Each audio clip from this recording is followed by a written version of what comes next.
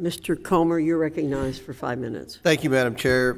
Many of our country's top universities and colleges are for sale. That's a fact. And our biggest foreign adversaries know it. Take, for instance, China and the Chinese Communist Party. They have used so-called Confucius Institutes on college campuses to spread CCP propaganda. Now we're learning about billions of dollars flooding into our universities and colleges from countries supporting terrorists that hate what our country stands for. For example, the U.S. Department of Education data shows that Qatar, a key backer and ally of Hamas, is one of the largest investors in U.S. universities. It has given more than $5 billion to U.S. institutions of higher education since 2001. Ms. McGill, data from the Department of Education shows UPenn has received more than $1.5 billion from foreign sources. Earlier, you shared with Representative Steele that Penn does not accept gifts from the government of Qatar, but has received gifts from alumni who reside in Qatar. Do you know the total amount of those gifts from alumni in Qatar?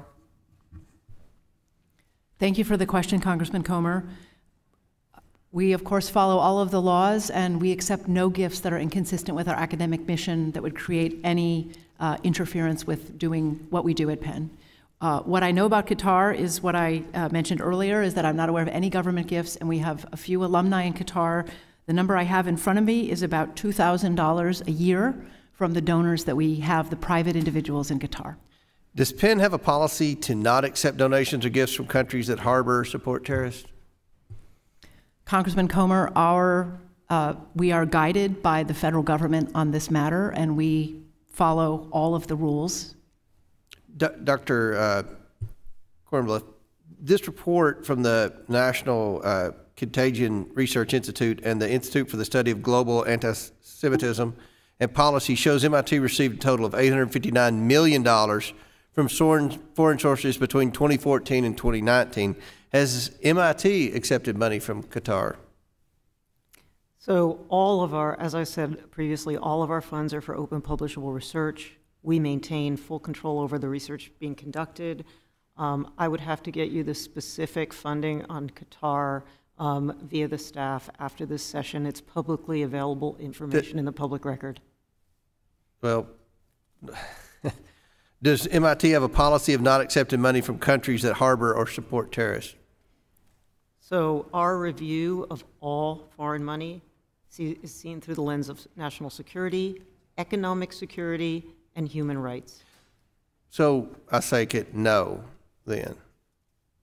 Do you, your university, think it's a good policy to accept donations from countries that support and or harbor terrorists?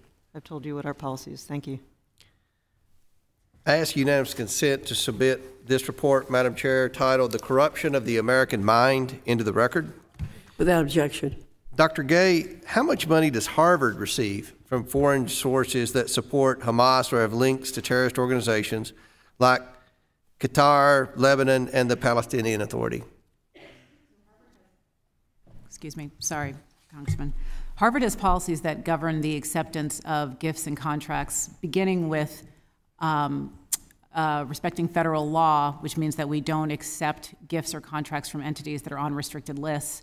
But then we go further and only accept gifts that align with our mission and that provide autonomy for our research and our faculty.